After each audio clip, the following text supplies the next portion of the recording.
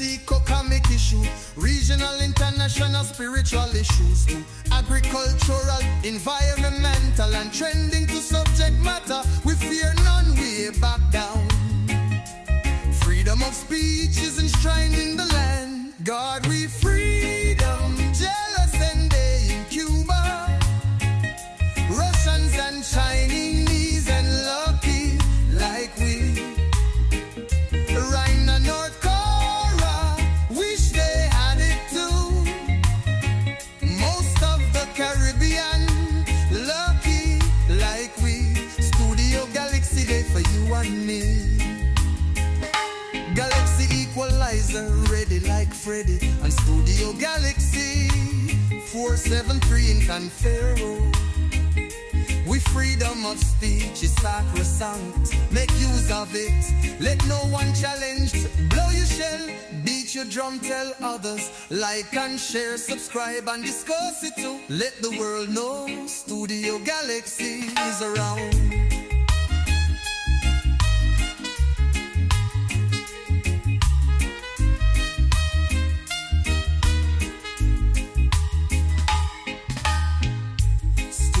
Galaxy in Confero, hope you know. 473 standing strong is yours, you know. The medium, an opportunity for you. Make your contribution, let them know. Blow your shell, beat your drum, tell others. Like and share, subscribe and discuss it too. Let the world know Studio Galaxy is a road.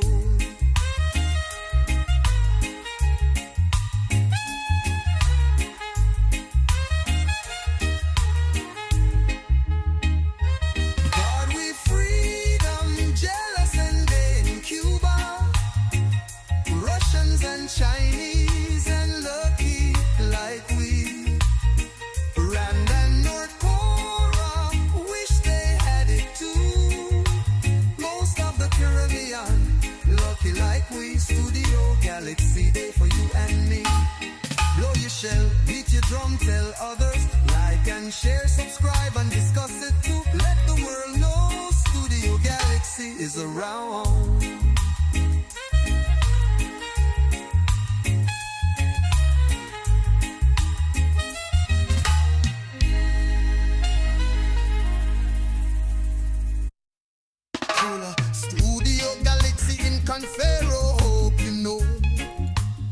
Welcome brothers, welcome sisters, welcome to our program this Saturday on Studio Galaxy 473 in Confer. And once we start this program, you're free to pick up the telephone and have a conversation with us. We are the Galaxy Equalizers. The number to call is 536-2558. And we basically provoke discussion. We are not convinced that we are discussing the issues enough.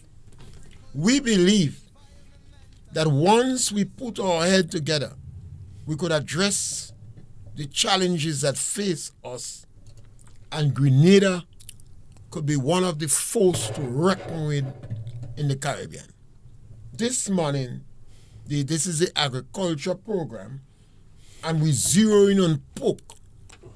And the question is, shouldn't Grenada pig farmers be more productive?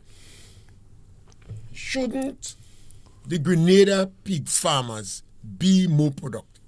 Pork has been around with us 13,000 years before BC, like before Christ.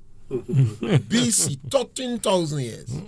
And the pig was first domesticated in Mesopotamia. That is Iraq. 13,000 years before Christ. And pork is the second most commonly consumed meat in the world, only second to chicken. Yes, you have some religious people who don't eat pork, and I'm very glad. The Jews, the Muslims, and in Grenada, Adventists don't eat pork. And I'm happy. because I'm not somebody who encourage people to eat pork because afraid the price is going to raise. But in Grenada context, I am convinced, we are convinced, the Galaxy Equalizers, that Grenada farmers should be more productive. Grenada pig farmers should be more productive and produce more pork. So Joshua, we could eat more pork. Yes, I'm not a big meat eater, to be quite honest. I like a little meat, but just going back to the people who are not really pork eaters, I think a lot of it stems, as you suggested, from religion. You suggested it without saying it. And I think it's to do with health issues when there wasn't any refrigeration. How much you said? 13,000 years? 13,000 years BC. Yeah. And the pig was first domesticated in Mesopotamia. Yeah. That is Iraq. Yeah, so I think it's to do with the health and probably kind of weather condition in those days. So, that's where I believe it all stems from in terms of the health issues. But with refrigeration these days, we don't have an issue with pork, to be quite honest with you. Times have changed, and what has happened is that those things were also written in Bibles and different books. So there is a little stigma in terms of religion and pork, but I think it was more to do with the health issue and lack of refrigeration at the time. So I wouldn't be concerned about pork if I were you in 2026 and health and anything like that. Shouldn't our farmers be producing more pork? Well, the answer is, as always, yes. I mean, we need to be more productive. But before farmers can be more productive, we have to always create the infrastructure.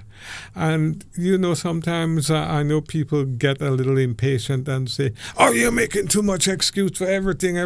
Let them be more productive. But if it was easy like that, I would agree. But I know life is seldom as easy as we think. So in terms of being more productive, so we go back to that genetic makeup in terms of what you heard myself, Mr. Pierre, talk about. We talk about the importation of better genetics in terms of livestock, and that will help. Better genetics.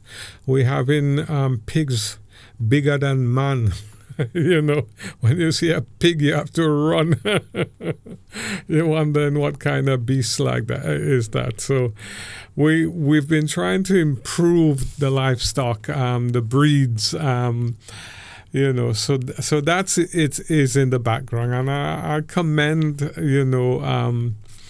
the ministry for trying to do that.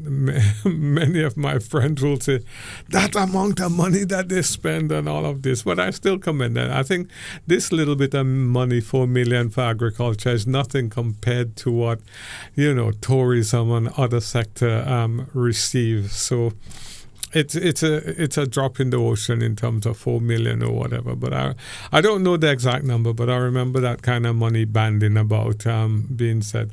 So so genetics is one thing. The next thing, that critical thing in terms of pigs, is the feed. I know lots of people will say in the olden days we used to give the feed all that we left over. I mean, the pigs, all this, that. And yes, you could still do that today, but a pig needs a lot more feed in order to develop. And the feed cost continues to be a challenge in Grenada. The government has promised to address the situation, both with poultry, pig, and cattle, all the livestock. That hasn't been done. At one point, there was a little movement, and people were saying, "Oh, the Prime Minister is getting on it, and he's leading the delegation."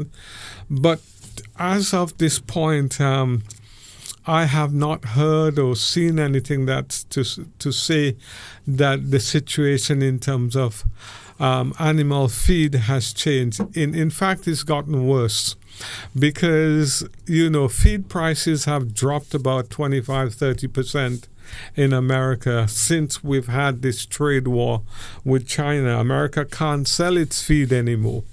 So we should have seen a correspondent drop in prices by about 25-30%, but we haven't seen anything. If anything, feed prices had remained the same. So what that means is that somebody is profiteering from that situation, and it's certainly not the Grenadian farmers. So my heart goes out to them. They have high feed costs. We are saying they should be producing more.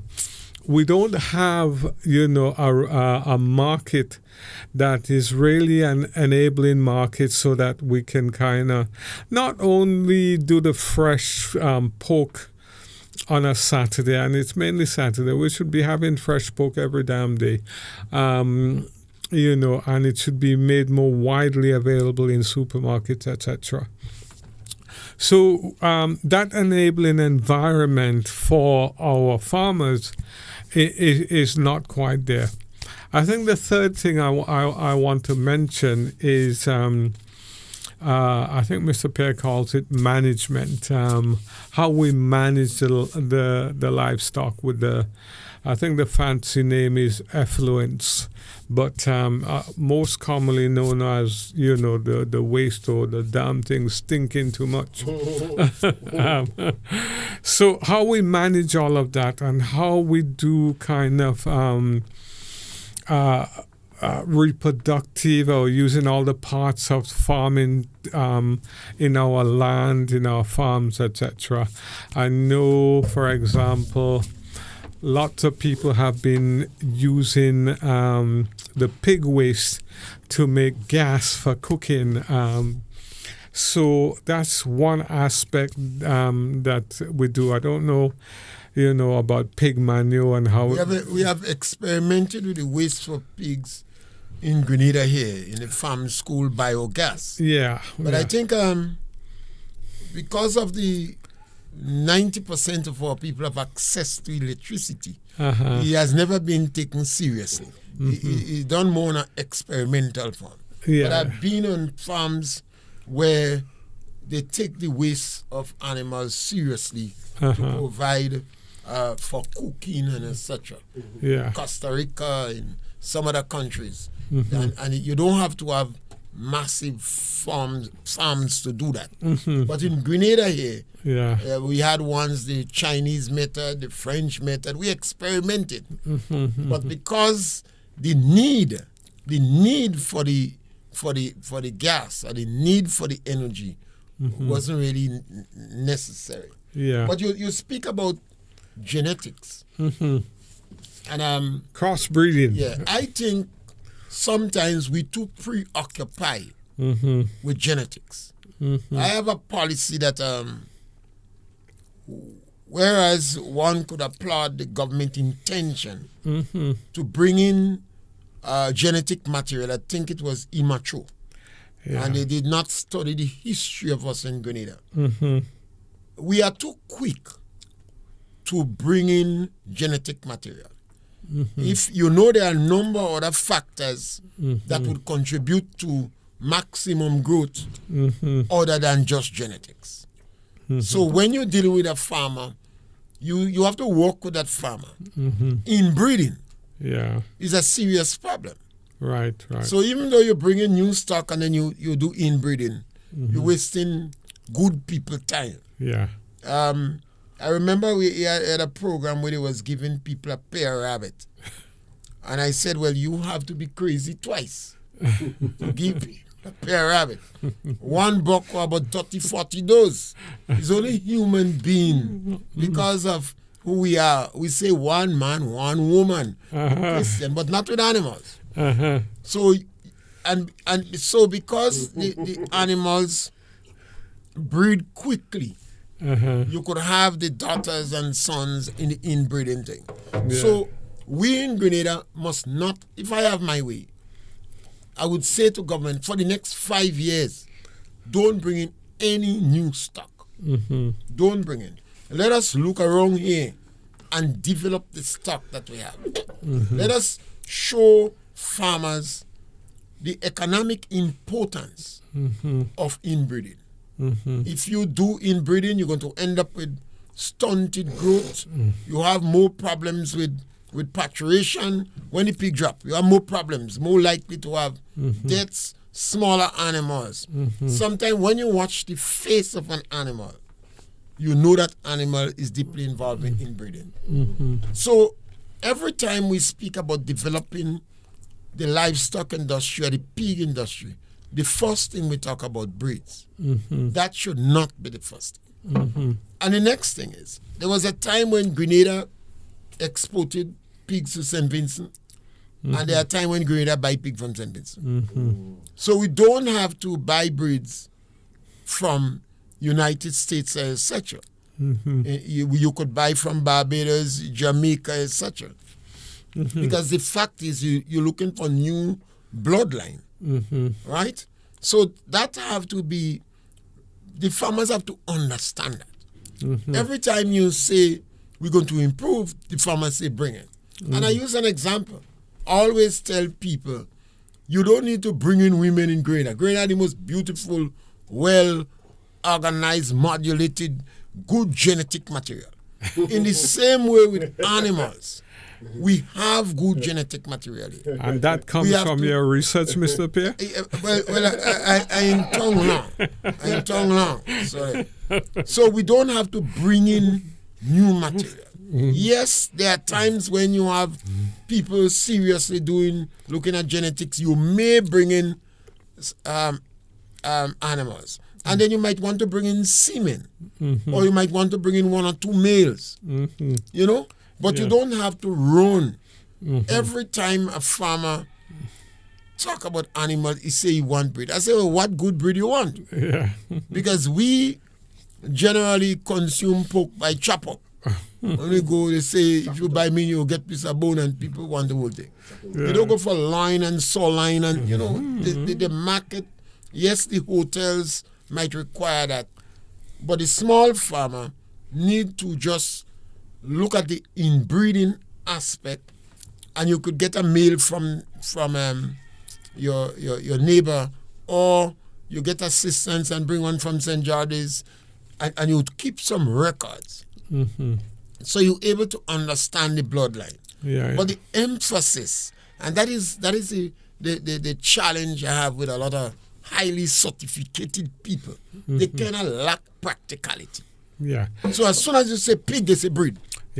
So if I can jump in, I think in terms of the genetics that was brought in, it was at the request of the farmers, as you say. It might be, you know, as you mentioned something, they said jump, bring it in.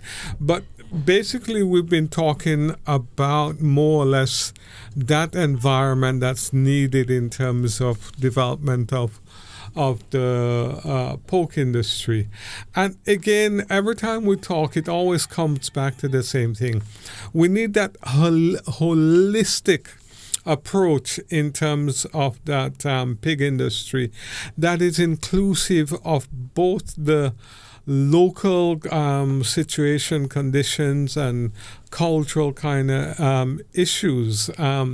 Because I think what Mr. Pierre is saying is that once something is offered, everything else is forgotten, and the answer is bring it in. And it's the same mentality I've seen in the area that I've been operating. Anytime there's aid, yes, bring it. there's no consideration. Is this aid really going to be beneficial to our nation? Is it going to help develop us? Anything. So, for example, I want to give practical examples. I worked intensively with the poultry industry because I really believe poultry is one of the ways we can develop our food security. The previous administration worked really hard to kind of get the poultry industry on a holistic footing. They were negotiating with Caribbean Agro, not for one thing, but for Caribbean Agro to actually meet their commitment to the agreement.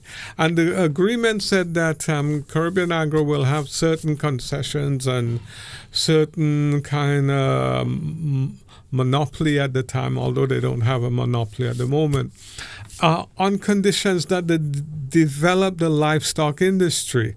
And the livestock industry involves so much, from training, from development, from pigs, from cattle, from rabbits, all sorts of stuff, from, training technicians, veterinarians, to, giving incentives for the industry. We should have the best livestock industry in the Caribbean, to be quite honest, with what we gave away in the hope that we'll get something in return. And when we had the change of government, what happened is that some great strategists maybe at Caribbean Agro suggested, well, let's give those Grenadians,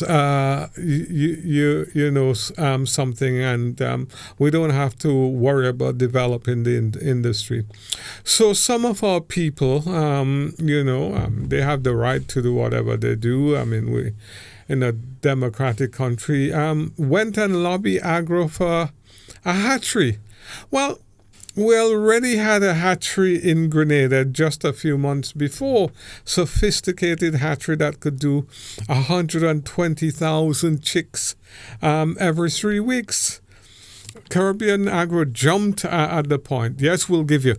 Oh, the new administration jumped at it. Yes, we have a hatchery. And who's going to run it? Who's going to own it?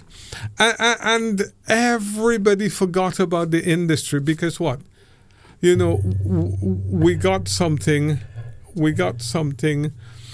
what they believe was for nothing, forgetting the point that they're taking like 500,000 and we owed 20 billion. And that is that kind of mentality that sometimes mislead us. And I make the point, and I know I've taken some time to make the point, but it's very, very important that all of us, our kind of intellect is developed. We can't always be jumping at handout, and neglecting the development, the overall development of our industry. And that culture exists. I hope it dies, and I hope it dies fast. But it's almost as though we're into pictures, Oh, Agro has given us a hatchery. Take all the pictures, do the movies, get it on the news. And, without knowing all the facts, what we've done is just sold out the industry. And perhaps that is, we like to broadside on like big projects and big ideas. Mm-hmm. And some of the farmers we're dealing don't have the capacity for the ideas that we have. Mm-hmm. So one have to sit down and decide that if we're going to encourage pig farmers to expand the operation, are you looking for a 10-sow unit? Mm-hmm, mm-hmm. And a farmer, and I make the point again repeatedly, Grenada have the most land owners in the region. So a farmer in Komande or Tukongo or Tikolo could decide to go in pigs. Now, what is the cost of what would be the cost for a unit or for a 10-sow unit in Komande or Tikolo? And that applies to all the livestock we're dealing with. What is the break even? What is the cost of production? What is the profitability? And that is where you find the big, bad expertise in them come. You say, we want you to work out a minimum cost to establish a pig farm at 10 sow unit or a 30 unit of fatteners. So the person who doing fattening may not do sows. There's two different level of management in it. He may want to buy swines and just fatten and kill. He feeds it once a day and etc.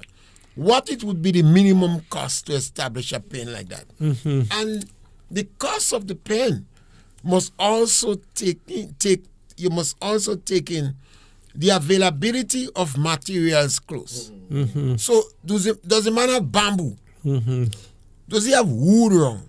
Is it close to an area where you could get pan, the drums from the tar drums and etc.? Every time we say pig, we say lumberyard. Yeah. Pig, lumberyard, money, thousands of dollars. Yeah. And when that would break even, and what percentage of the feed, based upon the environment the individual in, what percentage of the feed do you have to buy from agro? Yeah. And what percentage of the feed you'll get from the land and from waste? Yeah, that you can grow, and because you have to be a little bit more targeted in terms of that. So just to summarize a little bit, because we say this all the time, when you're doing these things, we want you to make money. So we want you to know the basic business, like the startup cost, the break-even cost, and the profit that you can get. I remember having a conversation with our chief vet about those things, because I'm very much a poultry man. And after the discussion with him, I kind of concluded that it's actually more profitable to grow pigs, because they are phenomenal in terms of their breeding. Sometimes the pig will drop about, 10 to 14 little Normally, pigs. you look for 8. Yeah. Some pigs might make 14, but you look for a sow that could win 8 young ones.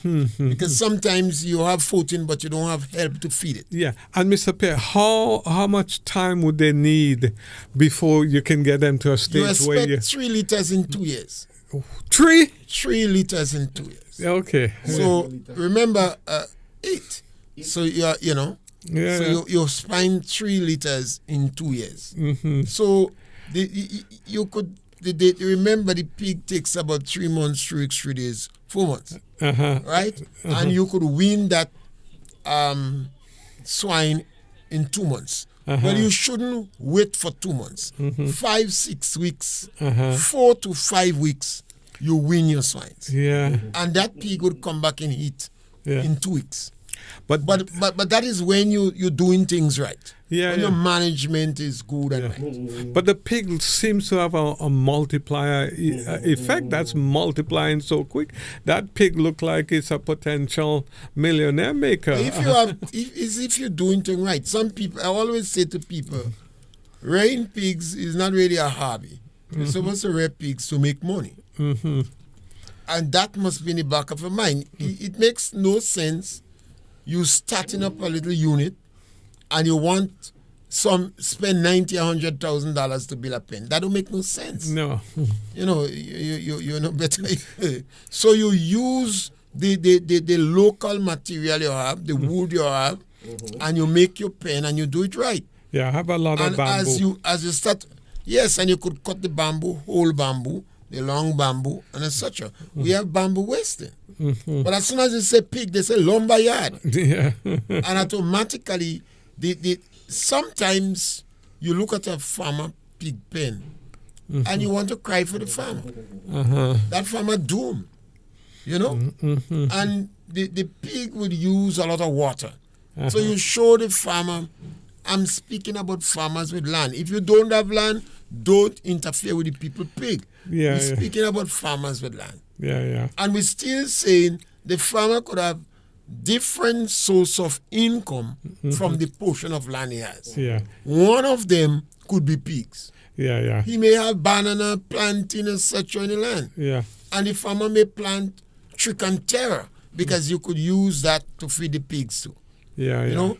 And if you could also encourage the farmer to collect food waste from neighbors. Yeah. Although these days we eat so much fast food, Yeah. we don't have much waste. Yeah. But, so the idea is to encourage the pig farmer to increase the productivity. Yeah. I don't encourage unemployed people to go in pig. I don't too like unemployed people. You over 18, 20 years and you're unemployed, I say find a job tomorrow. Or go and hunt. Go and fish. Sell nuts on the roadside. Your unemployment is sometimes a mind, a mentality. Right? So I'm not speaking where agriculture is concerned. I am not speaking about unemployed people. That is what governments speak about. Every time you speak about farming, they say to give young people land. No, I'm not giving you no land. You go to the farmers who have land to improve the farmers. Not about bringing more young people in the land. Yeah. If you bring young idle people in idle land, you get idleness. Yeah. So here you want to improve the farmers. Some farmers have pigs already. And the issue is you have the pen, you have a couple pigs, but your productivity, your production and your productivity is too low. So that's where the livestock department come up. You go and visit the farmers that have pig and you encourage them to improve their productivity and their production. Yeah. Well, this morning, Mr. Pierre, I was at the Grenville market. One of the farmer had promised me an oxtail, which he was good to his word. I got it this morning. And I bought a little pork from him, 2 pork chops, really, I bought from him. And he was telling me that I'll see more now in the neighborhood because he took over Maxi Bowler. Not Maxi, the one that died. Well, a farm in the area. One of the farmers' farm. Yeah, one of the farmers' farm. Without permission to call this people.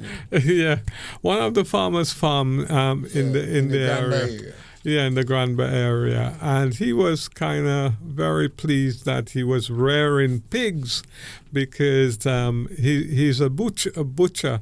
And, I was also very pleased because I think, the topic that we have this morning, he was practical evidence of that, farmers who are producing pigs should produce more because he certainly intends to produce a lot more. And he was very happy. The emphasis, sometimes I wonder where we thinking cap is. If you want to improve pig production, you go to the farmers that have pigs. Go to the farmers who have pigs and assess and see whether or not, how you could help them. Yeah. Sometimes it's technical advice. Sometimes I always say we have money. Most times they say farmers need money. I say no. Yeah. The farmers have the money. Yeah, You have to. I always argue that way. Mr. Pierre, I don't have money. Yeah, well, and stop telling me I have money. See, no. When the farmers have an entity that could make money. So I say to people, a young man, you have some land, you want to buy a car. Now, why don't you introduce a crop in your land that could make money for you to buy the car? Yeah, good thinking. Some people sell the land and buy the car. We have a lot of instances in Grenada where they sell land and buy car. Yeah. So if you are in pigs, you don't really need a car. Yeah. Because if you're a farmer and you're in pigs, you could rent a car or hire a vehicle when it's needed. Yeah. So you improve your production on your farm. Yeah. And let me share with you, Mr. Pierre, how international what you're saying. One of the biggest company in the world, they don't really go and do this and do that in terms of their business model. Amazon is probably one of the biggest company in the world. And what they do as a business model is, if you're a pig farmer and they want to buy your farm, all they're interested in is, can this farm scale up? So if you're doing 10,000 pigs a year, they're interested, can you do 100,000 pigs a year? So what Mr. Pierre is saying is the very same model that is so successful in the world. Go to the people who have, see how you could help them scale up. Because they have the basics already. And I think that model works so well. And it's actually a model that I actually use as well. Because when I go to companies who are struggling and whatever, first thing I look at is, what is the potential to scale up? And if I scale up, will it be profitable or won't it be profitable? So it's very important that we don't think every time we want to do a business, we have to kind of get a brain that could create rocket science or anything like that. You know, it's the basics. Can we scale it up? And, you know, targeting farmers who are already doing it makes sense, because one of the most successful company in the world, that is actually its business model. But the models that I see in Grenada time after time is not to improve agriculture. It's to solve unemployment problem. And I constantly say to the, well, whoever will listen to me, that if you want to improve the pig industry, you go to the farmers. I will go to the successful farmers first, the so-called successful farmers, and see whether they could scale up, whether they could improve, how much they could make more. Now that farmer, in his mind, he is successful. And he may satisfied what he have. So you go and provoke that farmer now to expand. You have 5 sows there. And then that's where the livestock department come and look at the genetic material and say, well, you have some inbreeding, blah, blah, blah. Sometimes they could evenly facilitate him getting a bull from another neighbor. Sometimes neighbors ain't talking with neighbor, but you show them the wisdom in it. And you scale up. You increase your productivity. Now, every time government intervene, they ignore some successful farmers.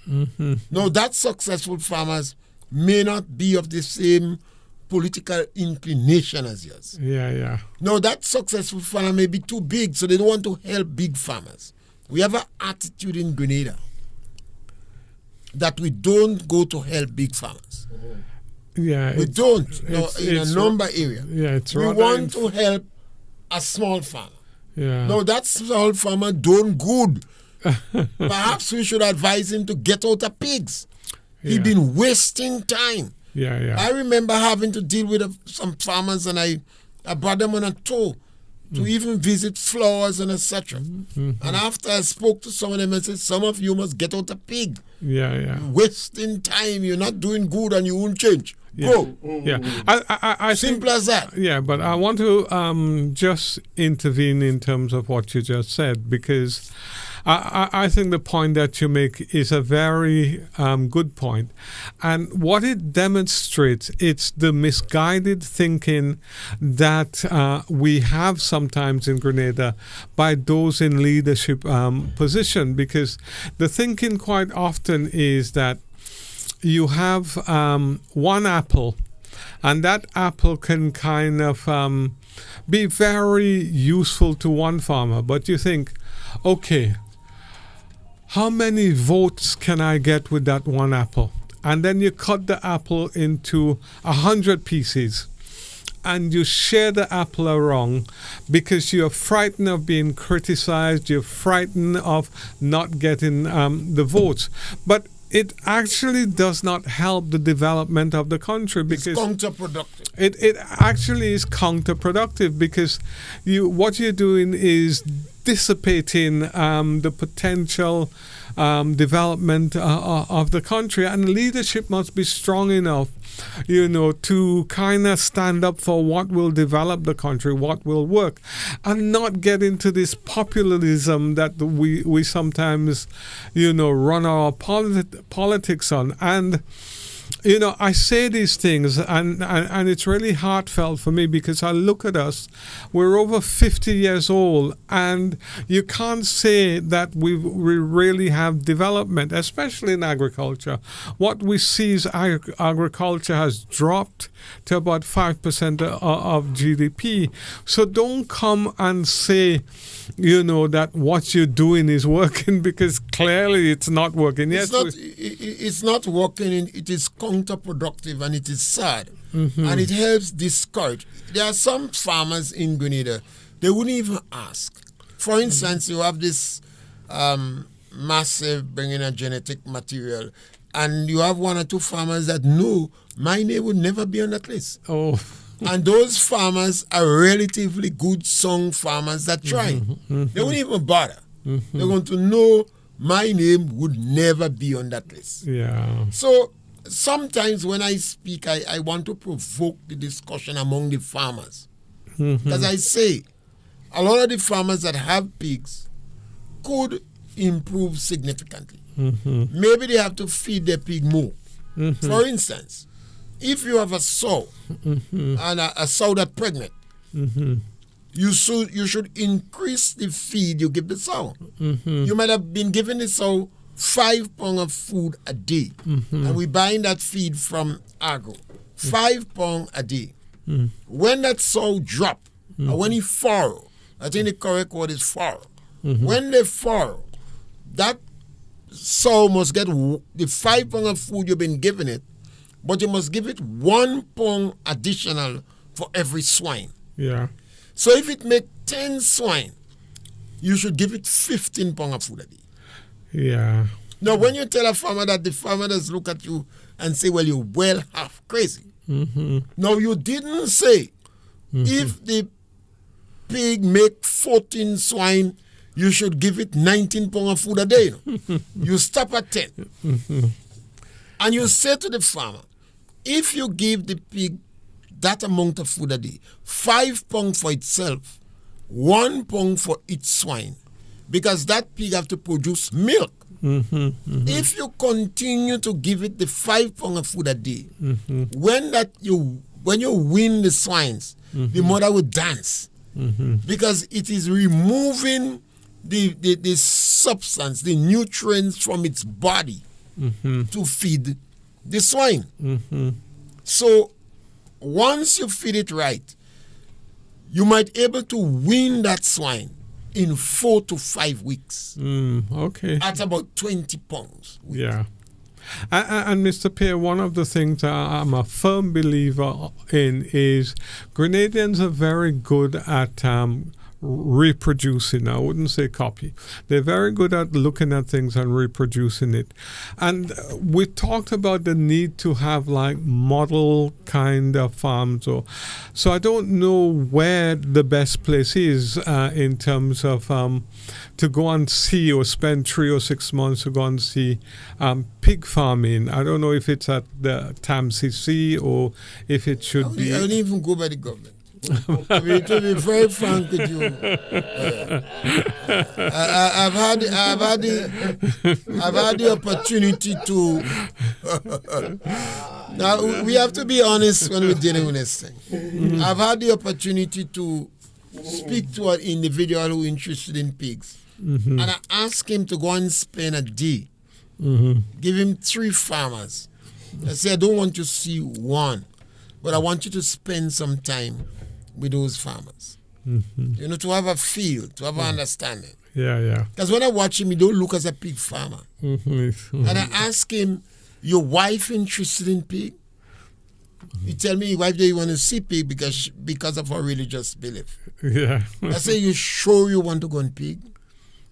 Because I say you're going to smell pig. The amount of pig he was speaking about, and I say your wife go smell pig too, and she might leave you. Oh, God. Because you see, you can play math And Fred and powder. feed powder. And if you want to go and involve in pig, you have to do some feeding. You say you're going to have workers. I say, well, what's about Carnival Day? The workers mightn't come to work on Carnival Day. Yeah. And some workers in Grenada does not work on the body. Yes. Even if you make a fete for them on the body, they would not come to work. Even on Sunday, some don't work. They don't. Say, I'm not working on my body. One guy said to me, it's only 2 days in the year he's not working. The 1st of January and Good Friday. Well, Lord have mercy. Yeah. He said he's not working on those days. Yeah. He said he'll work on the body, but not on Good Friday and not on the 1st of January. But small farmers that already have pigs, they understand that. They feed their pigs every day. Right? So when you want to speak about increasing productivity in our country, if you have 40 or 50 of these small farmers, that you could cause them over the next 2-3 years to increase their productivity by about 300%. You start there. Yeah. Grenada is a small country. We don't have to broadside. We have to go to the niches and expand. Yeah. When I say the niches, we have cocoa, we have nutmeg, we have sauersup, we have fish. Now you're speaking about increasing the productivity in pig farmers. You may have about 300 pig farmers, but maybe 30 or 40 might make sense. So you go to them. They have pens. And most of them don't broken. They have money. Yeah. They don't have money to buy a car, but they have enough money to increase the productivity. Yeah, and saying that, it brings me to my personal kind of family situation, because I've been developing our family land recently, with plantains, and I've just started planting bananas, Go Michelle, and those things. And what happened, and I'll tell you the sad story. During Ivan, we lost our house, and I could see that the pillars are still standing, and behind the house, Mr. Pierre, is a pig pen. just the pillars are there, and I've been thinking, oh goodness, how can I get these structures and them back up? And you have to be very careful, because I say to you, you have to feed your pig on holidays. Yeah. You have to feed your pig on Carnival. Yeah. And you have to feed your pig on Good Friday. Yeah, and so I was just coming to that, and I was kind of thinking, You see, I'll have to come and live on the farm. And you have to come and live on the land and make sure you have somebody to cook food for you too when you come. Yes. Don't come alone. Well, you know me a little bit now. As we zero down, we have the last 10 minutes, and we want to encourage farmers that have pigs. Increase your productivity. Yeah. One of the ways you start, I spoke about the feed. You increase the feed that you feed in the animals with. Particularly when you have foreign sows, pig that drop. 5 pounds of food you continue for the mother. 1 pound of food for each swine. So if you was giving that pig 5 pounds of food a day, you don't need to give it more than 5 pounds of food a day. You now increase, because you had 10 swines.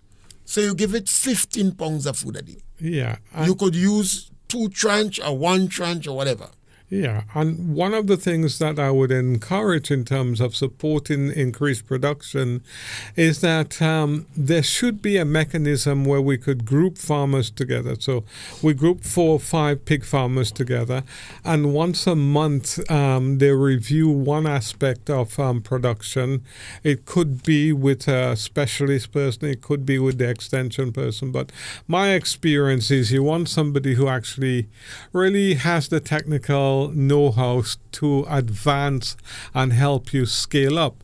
And we could have several groups where each area has 5 or 6 farmers. They meet once a month for maybe 2 hours and review what they're doing, one aspect of what they're doing. So there is that continuous improvement taking place in production, and we monitor those things, because we have to stop saying we want increased production without creating, the infrastructure that will give us increased production and allow us to do a little research and monitoring. Are we going in the right direction? We can't continue after 10 years, but this hasn't been done, that hasn't been done. These days we have to put behind us, and we have to be more diligent in terms of developing nation, in terms of how we do things. And we don't have to go and necessarily follow some other country system. We need to start creating our systems. We already have the infrastructure in place. What we need to do is to see how can we scale up, how can we make it better, working with the existing farmers that we have, rather than kind of getting a lot of novices to come in and basically after a little while get out. We need to encourage new entrants into the industry, but we must do it in a way that they would succeed. This is one of the dangerous trends that we have. Mm-hmm. We have to, most time we talk about new people, we're talking about big projects. Mm-hmm. And maybe these projects are not sustainable.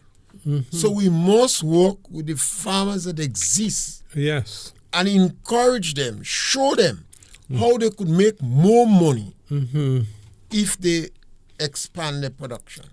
And sometimes they already have the pen. It's not the amount of size of the pen you have.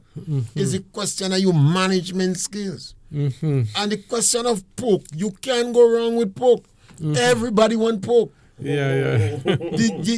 And plus that pork is a good source of protein, iron, zinc, vitamin B12, particularly Romas. Pork is good. And we are an oil-down country. So we could have corn pork. The farmers could understand that even if you increase your production, you might be able to dry pork and put it on the market. Yeah, but people used to dry pork before. Yeah, but corn pork. One of the biggest and most delicious and enjoyable kind of pork is bacon, and we don't make bacon, so that market is enormous. The market for pork in Grenada, perhaps even though we increase by 1,000% over the next 5 years, we don't have a problem. So we don't have to fight. And I always say to the authorities that be, it's not a question of money. You don't have to go and get millions of dollars to improve the livestock industry. What you need is more mentality, extension service, management, and your plan. Yeah. So an individual want to go into pigs, and after you could say, well, if you have a 10 sow unit, that is what it's going to cost. That is what it's likely to cost per month to feed that pig. Yeah. In 3 years, you're likely to break even, and that would be the profit. Yeah. And we're talking about a subject, and I'll just give a quick summary. And how you summarizing, so the time running. A quick summary. Recently, I think the government put in $5 million for new entrant poultry farmers, and the big farmers are catching the tail for lack of money. That doesn't make no sense. Yeah, and the feed situation don't make no sense. Hasn't been resolved. You don't want new people. Grenada have 80% of Grenadians directly or indirectly involved in agriculture. You don't want new people. You just want better farmers. Yeah. And that's where it's misguiding. So I suspect somebody looked at the analysis in terms of poultry and said, oh, yes, money in poultry, employment generation, not really understanding. You just want to give a friend some money. Yeah, but not understanding the industry and what the industry needs to develop. And, this money is there, and I think it's through the GDP that this money is there, but that's not what the industry needs. Yes, so we provoke discussion as usual, and when you provoke a discussion, the time runs fast. So we hope that the pig farmers in our country would discuss the issue. That is all we are saying. We hope that when the authorities want to expand production, they go to the people who are involved in production. You don't need new people. You don't need new breeds. Stop talking about feed. That is the feed expensive. That is a factor. There are other variables that seriously influence productivity. And everybody want pork. Pork good. You could eat pork anyhow. You could dry pork. You have corn pork. You say bacon. Yeah. Some people eating pork raw. Oh God, no. We want to thank you very much for your involvement with the say man eating pork, woman eating pork. We say thank you very much. And remember to subscribe to our program. Thank you very much. Standing strong is yours, you know. The medium and opportunity for you. Make your contribution, let them know.